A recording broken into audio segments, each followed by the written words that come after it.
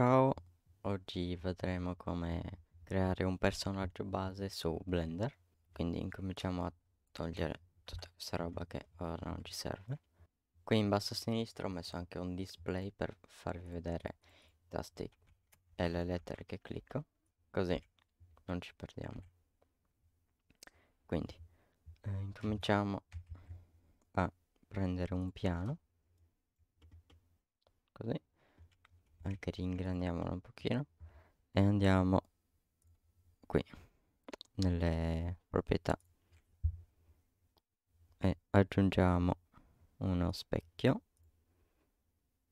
la proprietà pelle e la proprietà suddivisione superficie. Questo serve, diciamo, per scegliere in quante parti deve essere suddiviso il nostro personaggio. Quindi direi di mettere 3 perché è abbastanza liscio qui. Quindi qua, una volta fatto questo, clicchiamo tab e qui in alto saranno selezionati già i 4 punti di questo quadrato. Poi clicchiamo M e clicchiamo con l'assa per fare una sfera. Poi cambiamo visuale, si può cliccare Y oppure il tasto 1. Ora selezioniamo questo punto e clicchiamo E per allungare così qui a sinistra. Ora non si vede nulla perché non abbiamo ancora fatto mark root. Ecco. E ora vediamo che è specchiato perché ovviamente abbiamo messo il modificatore specchio. Quindi ora selezioniamo questo e clicchiamo di nuovo E qui fino ad andare qui giù. Così vediamo che abbiamo creato praticamente delle gambe. Quindi magari alziamo un po' queste gambe sopra il livello di terra e riclicchiamo uno e anzi andiamo qui, riclicchiamo tab e selezioniamo questo e clicchiamo di nuovo e facciamo così. Così il nostro personaggio ha anche delle gambe. Ora andiamo un po' più su e allunghiamo questo. Ora si creerà un po' questa cosa perché mi sono dimenticato di diminuire questo, che praticamente unisce le due parti se sono molto vicine. Ora vi faccio vedere. Se metto 1, prendiamo questo punto e allunghiamo. Vedete che non si crea più perché se esco dalla lunghezza 1, cioè da qui, di un quadrato, quindi così si sdoppia. Invece se rientro in un quadrato rimane dritto.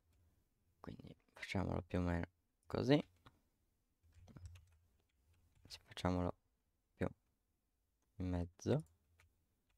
Poi facciamo le braccia e continuiamo con la testa. Facciamo così. Ora per la testa dobbiamo creare un nuovo punto che poi andremo a dividere e spostare abbastanza vicino al primo punto e al punto del collo, diciamo, e andremo a selezionare questi due tenendo premuto shift e a diminuire un pochino questi due punti, questo e questo, tenendo premuto CTRL A. Invece selezioneremo poi questi e andremo a aumentare questo. Ora vedete che si è creata un po' questa piega che non ci piace, quindi andiamo su elemento, trasforma e diminuiamo un po' il raggio Y oppure il raggio X. Ora facciamo qui altri punti,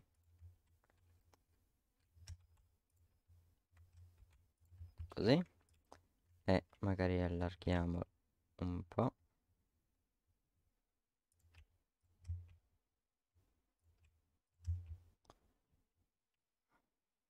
così, magari facciamo anche un po' qui, no, meglio di no.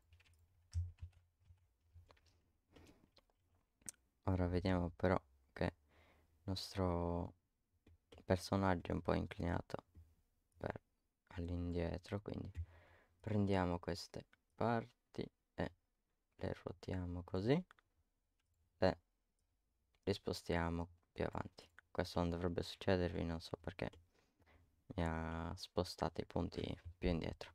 Comunque, ora è abbastanza completo, diciamo.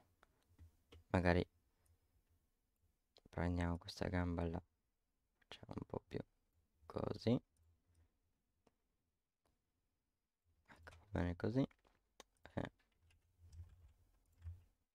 facciamo anche un po' più perché non si unisce.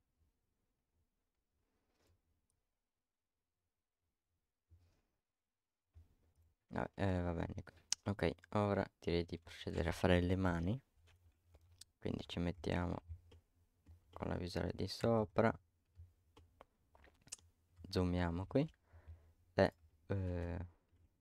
prendiamo sempre questo punto e clicchiamo E, facciamo una forma così, non preoccupatevi se esce questo, tanto è normale. Ora selezioniamo tutti e tre, clicchiamo e allunghiamo un po', così facciamo. Ora selezioniamo tutti questi punti e diminuiamoli, ecco, magari li spostiamo un po' l'uno dall'altro, che se no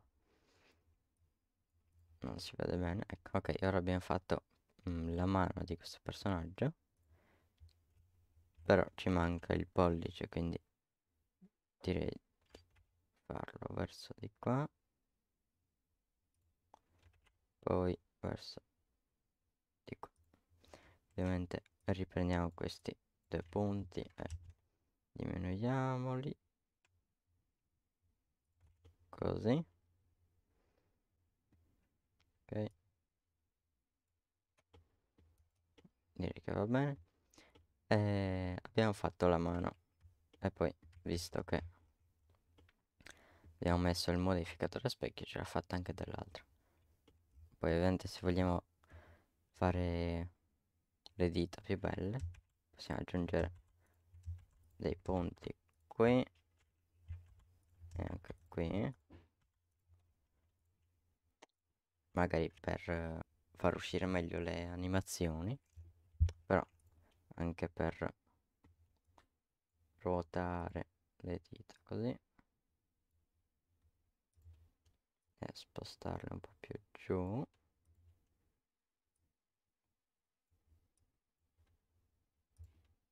ecco così. Mi ha fatto un po' una mano verso il verso giù, ecco.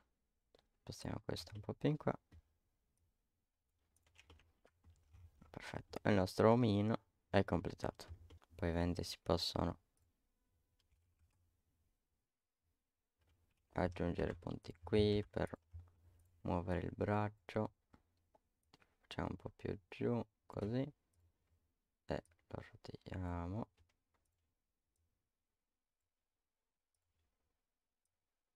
così. E ovviamente per salvare andate qui su file o su salva con nome e vi fa scegliere una cartella dove metterlo, oppure su esporta per salvarlo in diversi tipi di file, tipo STL, che è quello che serve per la stampante 3D se non sbaglio. Invece se farete salva con nome ve lo salverà in appunto blend, quindi che si aprirà con Blender. Invece per renderizzare bisogna aggiungere una camera, ecco, la facciamo tipo qui,